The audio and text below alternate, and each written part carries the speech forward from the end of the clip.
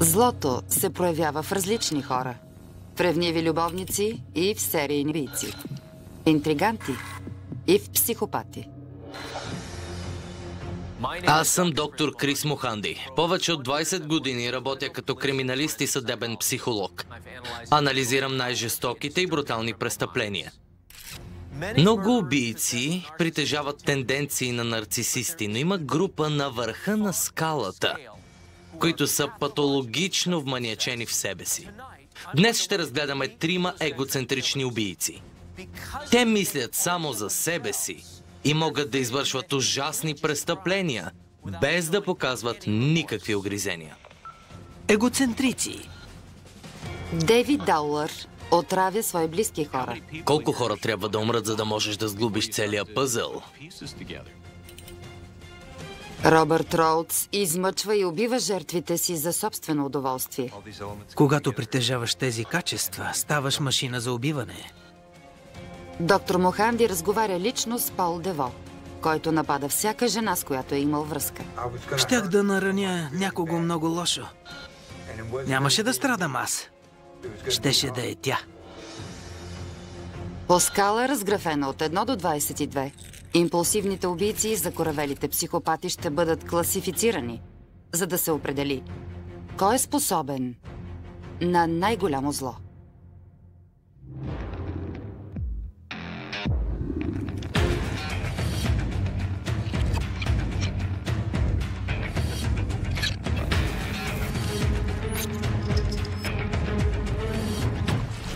Олицетворение на злото. Егоцентрици. Злото има всякакви форми и сила, но едва ли има по-страшна заплаха от тази на Робърт Бен Роудс. Робърт е шофьор на камион и през 70-те и 80-те години обикаля по пустите магистрали в търсене на жертви. Камионът му е средство за постигане на безмилостни и садистични фантазии.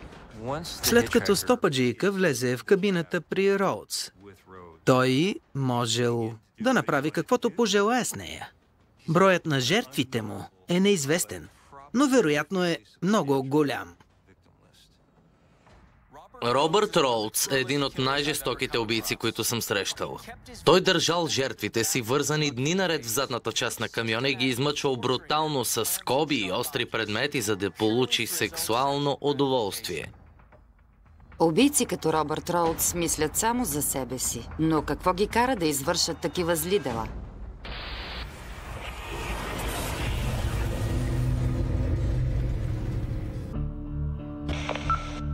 1961. Робърт Роудс израства в щата Айова. Робърт Бен Роудс, известен като Боб, бил едно от няколкото деца в семейството. Баща му бил морски пехотинец, който редовно отсъствал от дома. Роудс боготвори баща си, въпреки че той е лош модел за подражание. Баща му 2 пъти посягал сексуално на братовчеди на Боб. Едно момиче и едно момче. Боб споделил с няколко души, че той също е бил обект на сексуален тормоз като дете, но не е разказвал подробности. –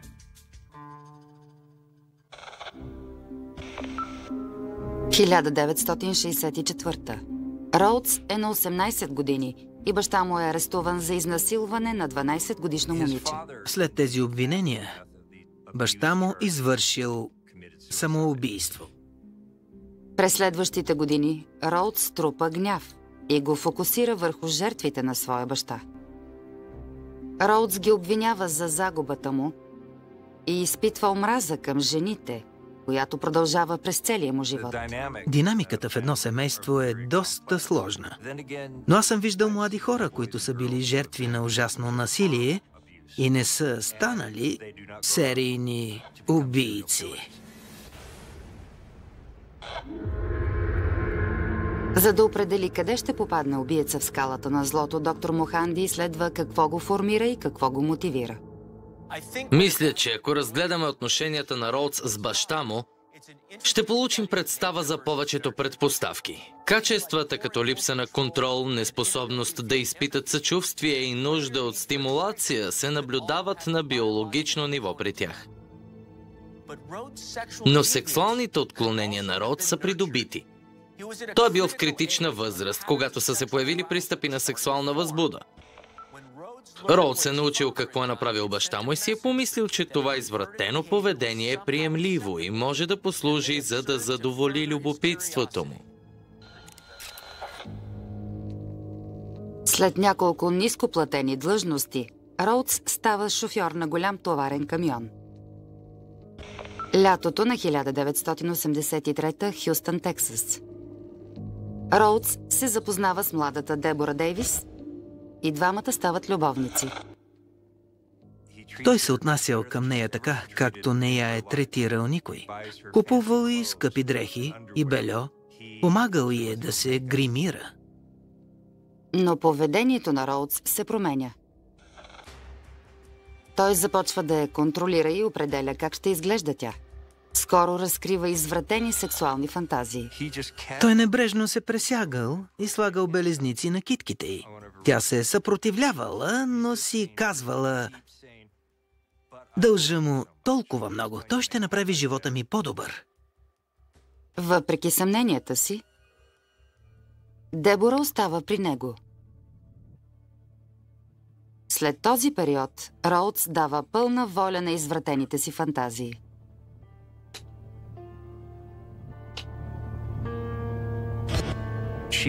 Един ден тя отворила вратата и видяла странен тип, който се представил за нейн сексуален роб. Казал, че го е изпратил Боб. Това дава ясна представа за садистичното поведение на Роудс. Сексуалните садисти постепенно запознават партньорите си със своята деградация, докато те се примирят с абсолютно всичко. През 1989 търпението на Дебора се изчерпва. Тя се страхува да остане при Роудс и го напуска завинаги. 1990 поведението на Роудс става опасно. Той започва да търси жени, които да задоволят бруталните му сексуални фантазии. Насочва се към млади стопаджийки, които вижда край пътя. Това са идеалните жертви. Бегълци, бедни хора. Такива, които са в периферията на обществото. Те са изключително уязвими. Никой не се интересува от тях. Те сами са поискали да живеят анонимно.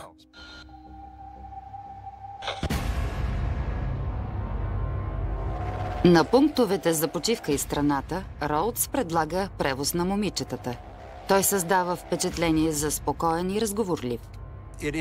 Винаги има риск за човек, който пътува на стоп, защото той не познава шофьора. Но щом излязат на магистралата, Роудс разкрива истинския си нрав. Той се нахвърля върху момичетата и ги заплашва с оръжие. Те скачали от седалката и влизали в спалното отделение, където той завил болтове, за да може да закачи вериги.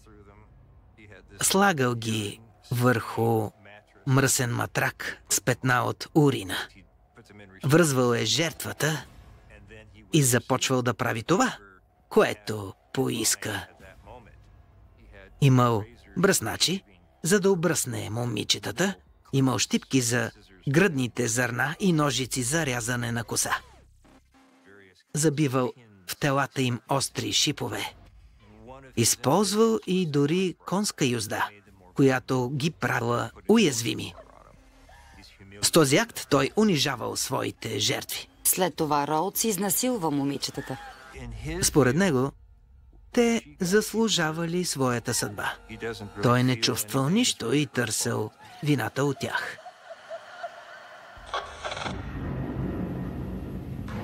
Сексуалните садисти често показват ескалиращо насилие, докато задоволяват желанията си. Роудс се възбужда, докато причинява физическа болка. И това се превръща в наркотик за него. Както наркоманите искат все по-големи дози, актовете на Роудс стават все по-извратени. Той отприщва ужасяващо насилие и измъчва жертвите си по-дълго и с все по-екстремни методи. Най-тревожното е, че този модел на поведение се влошава неизбежно и може да бъде спрян само с неговото залавяне. Очаквайте.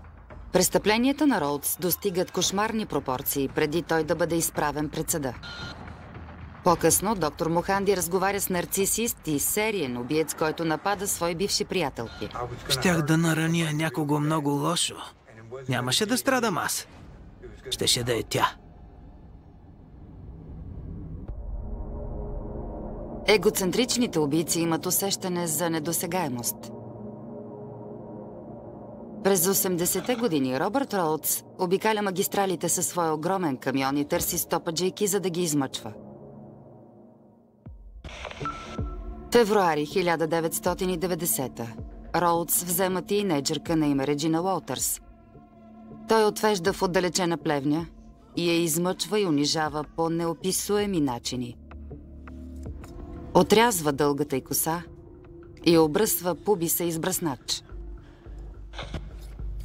Роудс запечатва страданията на Реджина с поредица кошмарни снимки. Погледни ме! На снимките се вижда жена, която е редуцирана до едно кълбо от нерви и ужас. Беше страдала ужасно. Това беше неописуем кошмар за нея. В продължение на седмици Роудс подлага Реджина на невъобразимо изпитание и накрая я убива. Той е удушил с парче тело. Обзалагам се, че е било много бавно. Увил е телта около шията й 14 пъти. Не е пожалил жертвата при това убийство. Не я е убил бързо. Това е било кулминацията на престъпление, което е продължило седмици наред. Сега можел да я убие. Ако е плачела и се е съпротивлявала, това го е радвало повече. Роудс унижавал жертвите си, като бръснал главите им. Той искал да ги контролира и да доминира над тях. Показвал на жените, че той командва и с това ги подготвял за бъдещия ужас. Докато ги е измъчвал, той дори правил снимки, което е поредната форма на деградация, но и доказателство за безпощадния му егоизъм. Той искал спомени, за да може после отново да преживее убийството. 1 април 1990-та, Каса Гранде, Аризона. Роудс се паркирал край магистралата с пусната сигнализация. Един патрулен полицай го вижда и решава да направи проверка. Когато заобикаля камиона, той вижда нещо ужасно. Зад кабината на Роудс е вързана млада жена с конски узда в устата. Истината е, че тези хора могат да се въздържат за определен период от време. Поведението им е изключително рисковано. Той обикалял из страната с момичета, вързани зад седалката му с шипове, забодени в телата им. И е правил всичко това цели 15 години. Роудс е арестуван и полицията претърсва апартамента му. Там откриват снимки на Реджина Уолтърс и вещи на други негови жертви. Роудс е обвинен в убийството на Уолтърс. За да избегне смъртното наказание, той признава за убийствата на още 2 стопаджийки. Но ФБР подозира, че е отговорен за 50 неразкрити убийства в цялата страна. Злодеите като Боб Роудс са сравнително малко. Те се отдават на безчинствата си, когато всички елементи се наместят. За определен период от време те стават машина за убиване.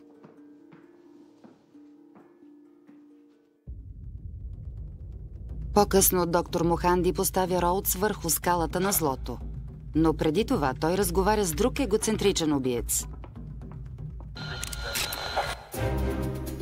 Той е класически нарцисист. Пол Дево смята, че всички жени са негови длъжници. През 2007 година той тръгва на смъртоносен поход срещу тях. За 2 дни стига от Тексас до Ню Йорк и оставя 6 жертви по пътя си. Доктор Моханди иска да разговаря с Дево, който очаква своята екзекуция в Тексас. Целта ми е да науча повече неща за миналото му и каква е причината за убийствата. Явно е имал проблеми с жените и преди това и искам да ми разкаже за тях. Може би едно събитие е дало началото на този кошмар и е отворило кутията на Пандора. Пол Дево лежи в затвора Алан Полански и очаква смъртоносна инжекция. Хората мислят, че домашното насилие се проявява само вкъщи. Но значителен процент от масовите убийства през последните 5 години са резултат от домашно насилие. Случаят с Пол Дево е драматичен пример за тази страшна статистика.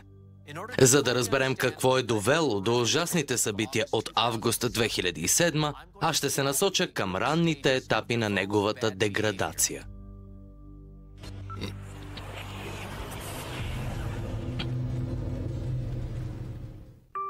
Лонг Айланд, Ню Йорк. По време на юношеските си години, Дево има 3 увлечения – наркотици, алкохол и жени. Можехте ли лесно да съблазнявате жените? Лесно е. Никога не съм имал проблеми с това. Боравите ли добре с думи? О, да. Да. И сте чаровник? Да. Трудно ли убеждавахте жените да се грижат за вас? Не. Имахте ли начин да ги намирате? Не знам. Не знам дали съм ги търсил. Просто като млад имах повече късмет. Връзките му са съпроводени от дрога и алкохол и често завършват с насилие. Опишете ранните си пристъпи на гняв. Гневът се натрупваше, просто се натрупваше и накрая се чувствах притиснат въгъла и сякаш бях пред погледите на всички. В няколко случая жените са охранявани от полиция. Защо биехте жените? Не ги биех сериозно.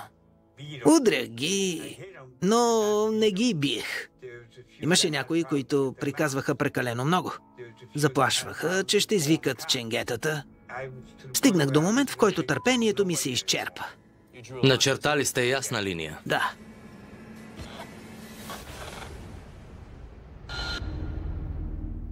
Нарцисистите експлоатират другите със самата си същност. Те са център на собствената им вселена и смятат, че хората са полезни вещи, чиято единствена роля е да им помогнат да постигнат тяхната цел. Пол Дево смята, че жените са такива вещи. Той търси партньорки, които ще се грижат за него и ще търпят злоупотребите му. Това е черта на психопат и качество на паразит. Нарцисистите нападат жертвата, подобно на паразит, и се хранят от нея, като в замяна не предлагат абсолютно нищо. Дево навършва 30 години и се жени, но като чвот е ровнал помощ. Вие сте постъпили в психиатрична клиника, защото сте се страхували от действията си. Да. Тогава се развеждах с жена си и не го исках. Стигнах до момент, в който щях да нараня някого. Нямаше да страдам аз. Щеше да е тя. Колко време бяхте в клиниката? Мисля, че бях там 17 месеца. 17 месеца? Да. Това е много време. Да, да. Лекарите явно са били загрижени. Да. Аз също бях загрижен. Какви мисли имахте тогава? Очаквахте ли, че ще убиете някого? Да. Кого? Нея. Защо го искахте? Защото тя ме нарани.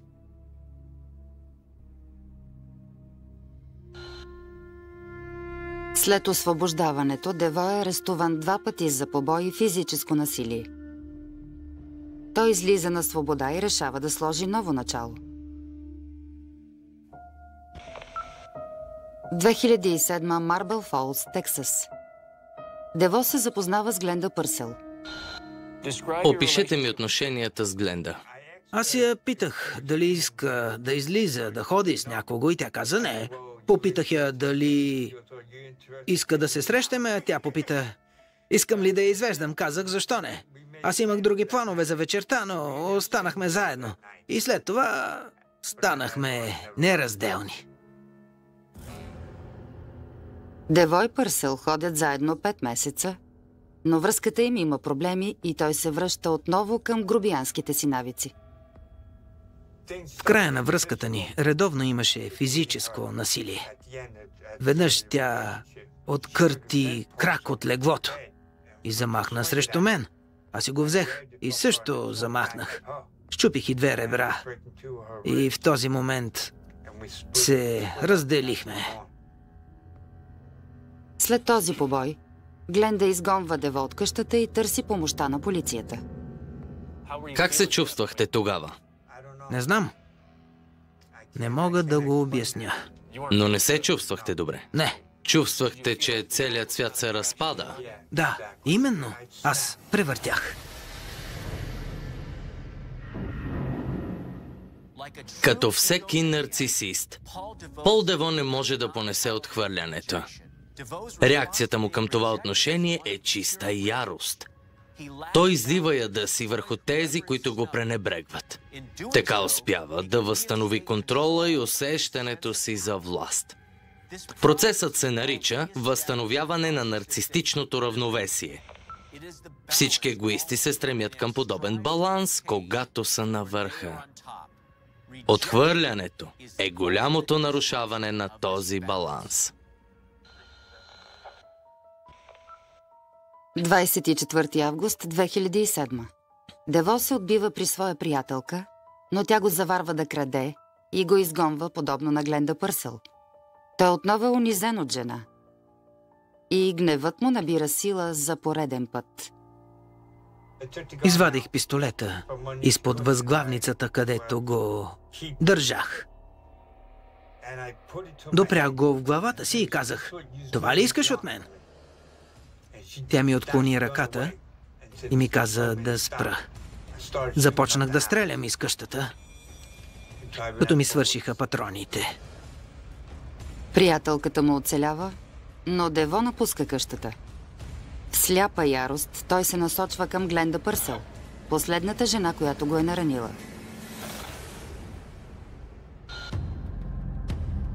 Очаквайте.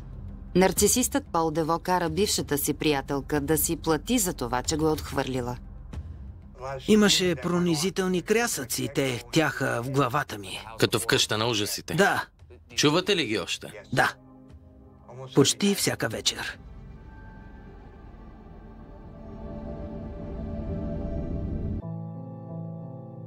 Патологични нарцисисти отравят всичко, което докосват, и твърдят, че са жертва на собственото си поведение.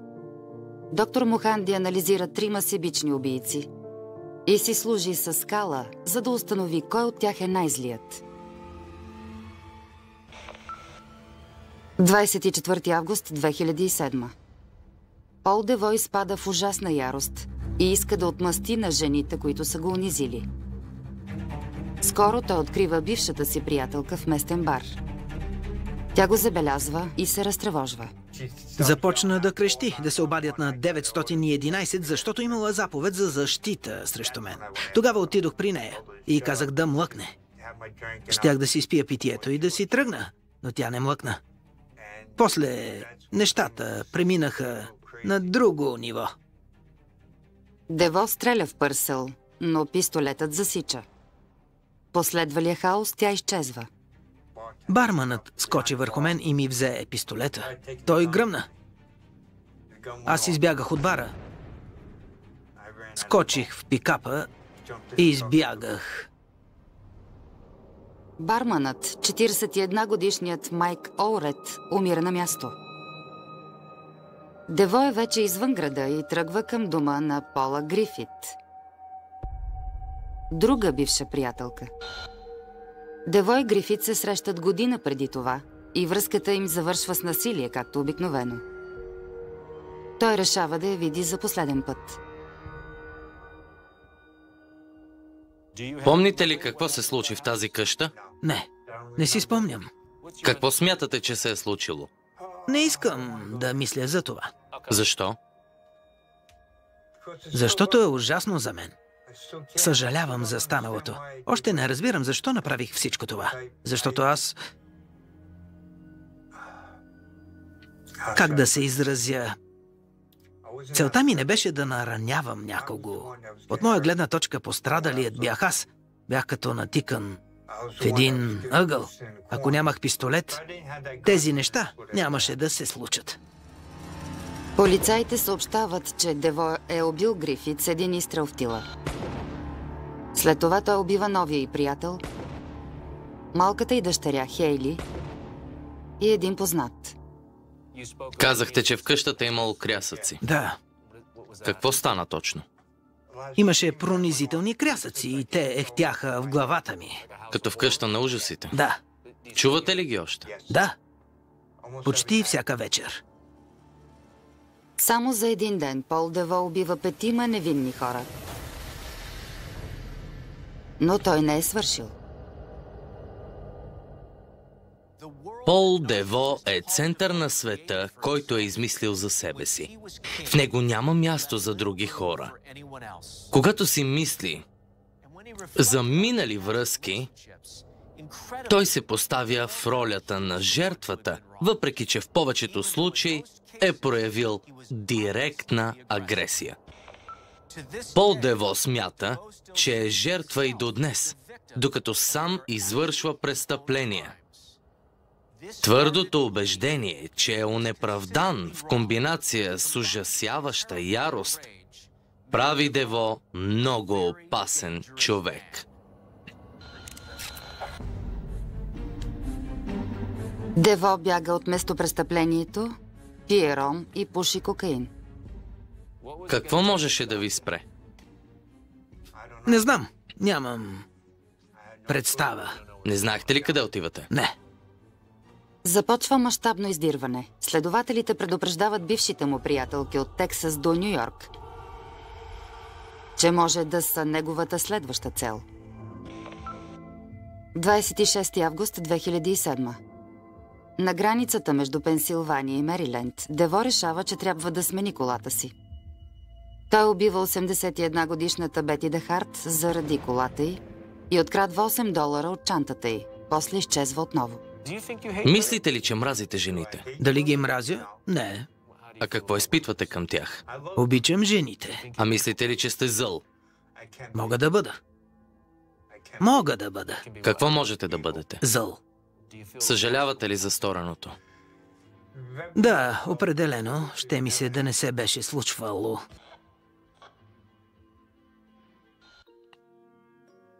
Полицията в Лонг Айланд го открива в къщата на бивш колега и той е арестуван. Дори когато ме хванаха, аз опрях пистолета в главата си и служителят ме молеше да оставя оръжието. Но аз не го исках. В този момент много исках да говоря с майка си. Реших да й се обадя по мобилния телефон. Разказах й какво се е случило и тя ме молеше да не наранявам други хора. Шерифите в къщата й казаха какво е станало. Попитах я, защо не ми се обади? Тя каза, защото ми забраниха да те търся. Мисля, че така ме проследиха по мобилния ми телефон. Какво изпитахте, когато майка ви каза да не наранявате други? Бях уплашен. Беше ме страх. Какво смятахте, че ще стане? Не знам. Но знаехте, че е станало нещо лошо? Да, да. Бяхте ли гледали новини или? Не. Но знаехте, че ви търсят? Да. Добре. Не го знаех, но тя ми каза. Тогава ли разбрахте? Да. Какво стана, когато ви го каза? Това рязко ме изнерви и разбрах, че съм в беда. Той е обвинен и осъден за убийствата на 2 момичета в Тексас. Смятате ли, че заслужавате смъртоносна инжекция? Да. Защо? Защо ли? Защото убих тези хора. Чувствате ли се виновен? Да. Съжалявам за станало. Не е лесно да го кажеш. Аз изпитвам голяма тъга. За какво? Не знам. Нарцисистите са паразити по природа. Те са безцеремонни, дистанцирани и безчувствени. И това се вижда в ужасния начин, по който той убива жертвите си. Пол Дево олицетворява тези негативни черти. Това ще изиграе голяма роля, когато определяме степента на неговото зло. Очаквайте, доктор Моханди разглежда престъпленията на Дейвид Даулър, който е осъден за отравянето на близка приятелка.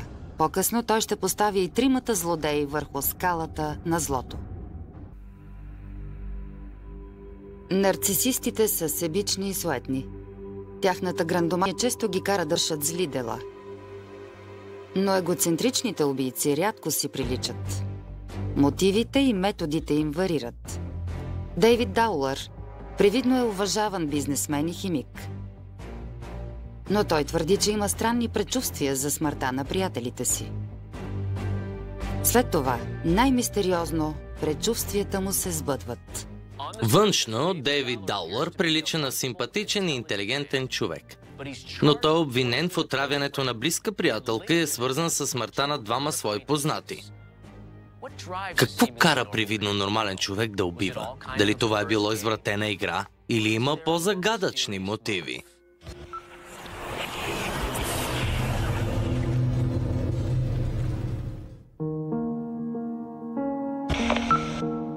1983 Мидланд, Тексас. Дейвид Даулър работи за нефтопреработваща компания, но успоредно започва да проявява снимки. Той е умен и симпатичен мъж с интерес към науката. Беше погълнат от заниманията си, интересуваше се от инженерство, математика и химия, но приличаше на спокоен и земен човек. Дейвид Даулър има тесен кръг от приятели. Лиса Крик е секретарка в петролната фирма, където работи той. Лиза Чандлър е най-добрата приятелка на Лиса. Тони Касиас е партньор в фотоуслугите. Последният член е Кари Мидълтън. Всички те са между 20 и 30 годишни, с 10 години по-млади от Даулър. И той им служи за пример. Дейвид прилича на надежден човек, но истината е много различна. Той имаше интересен талант. Можеше да се сближава с хората. Всъщност ги манипулираше, защото се държеше мило с тях. Беше им нещо като съветник. Неговите приятели имаха брачни проблеми и той винаги им даваше подкрепа. Винаги предлагаше утеха. Даулър е нарцисист и лъжец. Той разказва истории на приятелите си, за да раздуе собственото си его. Твърди, че преди време е работил за ЦРУ и за ФБР и лично е ликвидирал 6 души. Даулър твърдеше, че бил таен агент. Казваше, че изпълнявал мисии като убиец. Той фантазираше за смърт и насилие. Разказите са преувеличени, но приятелите на Даулър му вярват.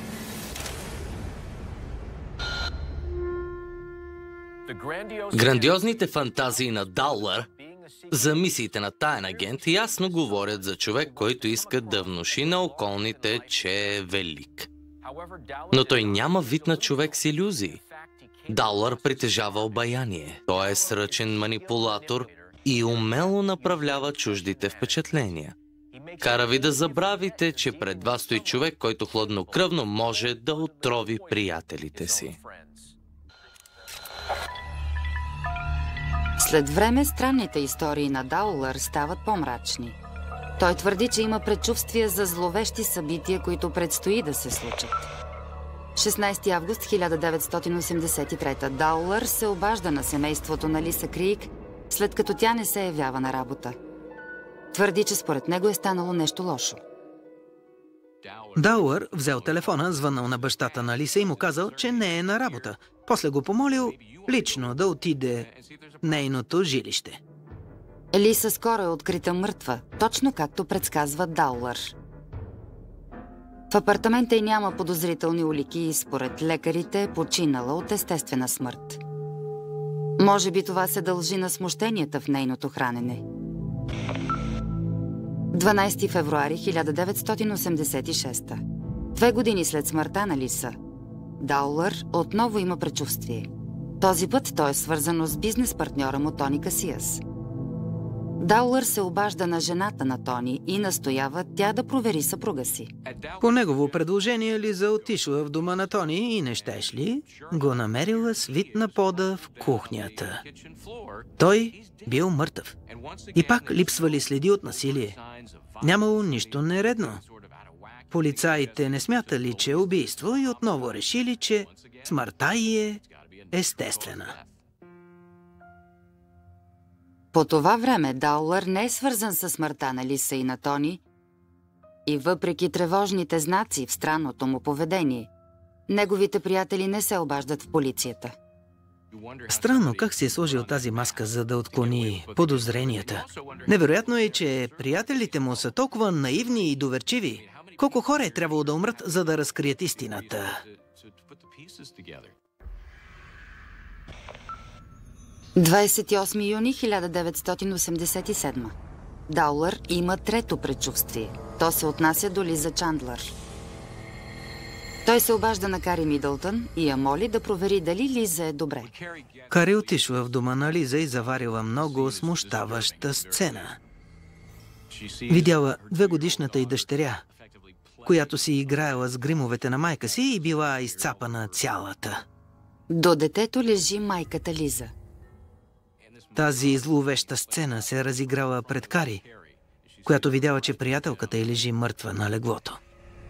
Кари Мидълтън се обажда в полицията.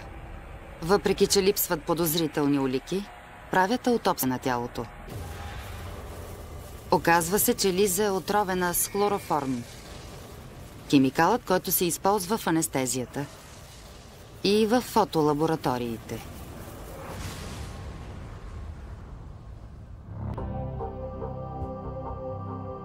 Скоро става ясно, че Даулър е имал връзка с Лиза преди нейната смърт. Полицаите го разпитват и той признава, че й е дал хлороформ, но е било за терапевтични цели. Даулър признал пред полицията, че занесъл хлороформ в жилището на Лиза, защото искали да го използват за терапия, която трябвало да се освободят от задръжките си. Той отрича да е замесен в убийството и намеква, че Лиза сама е взела опията. –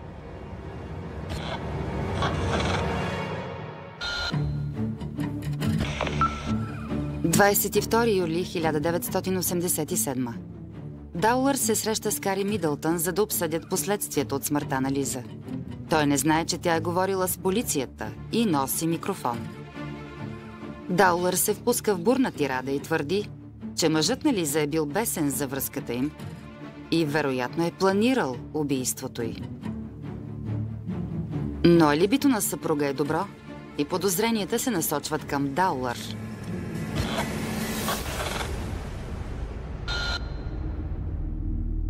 Даулър отрича тези убийства и твърди, че предчувствията са били някакво недоразумение. Но той е нарцисист и има постоянна нужда да впечатлява хората. Неговите фантазии за смърт са го накарали да се самозабрави и да извърши дори и убийство. Той е хитър, манипулатор, но в този момент за него вече е било твърде късно. Полицаите проучват миналото на Даулър. Те научават за неговите предчувствия и отново разследват смъртта на Лиса Крийк и Тони Касиас. Този път правят потресаващо откритие. И в двете тела има следи от отравяне с цианид. 2 месеца след смъртта на Лиза Чандлър, полицаите арестуват Даулър и го обвиняват в убийство. Но прокуратурата решава да не повдига обвинение за смъртта на Касиас и Крийк, въпреки подозрение, че е намесен. Даулър е признат за виновен за смъртта на Лиза и е осъден на доживотен затвор. Дейвид Даулър живее в свят на фантазии, които споделя с приятелите си, за да прикрие тъмната страна на своята личност. Той не прилича на опасен човек, но силно жадува за власт и за контрол. Избрал е да отнеме живот с отрова, с което избяга открита конфронтация. Той не иска да убива директно. Това е решение на един интригант. Даулър иска да избегне разкритията, тъй като отровата се открива много по-трудно. Нарцистичните убийци вярват, че трябва да получат желаното. Те са погълнати от себе си и безскрупулно преследват желанията си. Дори ако това значи да отнемат живота на други хора. Доктор Моханди разглежда фактите на тези 3 случая, за да определи каква е степента на извършеното зло. Робърт Роудс измъчвал жени за собствена наслада и дори след залавянето си мислял, че ще се измъкне. Пол Дево смятал, че приятелките му трябва да го подкрепят и когато показали несъгласие, платили висока цена. И Дейвид Даулър искал да привлече внимание със своите предчувствия за смъртта. Но всъщност, злодействата извършва той. И 3 убийци са егоцентрични, но някои неща ги отличават. Науката има инструмент, който отделя импулсивните убийци от закоравелите мъчители. Колкото по-извратено е убийството, толкова по-високо е числото на убиеца. Най-високата степен е 22. Доктор Моханди разглежда първо Дейвид Даулър. Случаят с Дейвид Даулър е объркващ. От една страна, той спазвал законите през целия си живот. Но той е планирал да убие близки приятели и да се прикрие, като прехвърли вината на някой друг. Аз го поставям на 7-мо ниво. 7. Нарцистични убийци, егоцентрични и обсебващи хора, които често убиват приятели и любими. Пол Дево извършва поредица убийства и отнема живота на 6 невинни хора. След нашия разговор аз бях шокиран от неговото скъсване с реалността. Той приема себе си за жертва и не показва никакви огризения. Тъй като е сериен убиец и не проявява съчувствие, поставям Дево на 15-то ниво от скалата. 15. Хладнокръвни масови убийци. Убиват много хора и имат мотиви на психопат. Всичко в света на Робърт Роудс служи да задоволява садистичните му желания. Той е екстремен нарцисист. Създава връзки с жени, за да ги контролира. Намира работа, на която да остане анонимен и да има неизчерпаем запас от жертви. Той е автор на едни от най-страшните мъчения и най-бруталните убийства, за които някога съм чувал. По тази причина, Роудс застава на върха на скалата на 22 ниво. 22. Психопати, убийци и мъчители. Основният им мотив е причиняването на продължително и адско страдание. От тези 3 убийци най-злият е Робърт Роудс.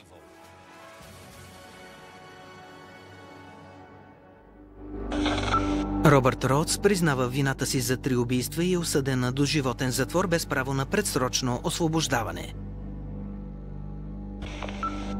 Дейвид Даулър е осъден на доживотен затвор за убийството на Лиза Чандвър. Той подлежи на амнистия след 2017 година. До днес той не е обвинен за убийствата на Лиса Крийг и Тони Касиас.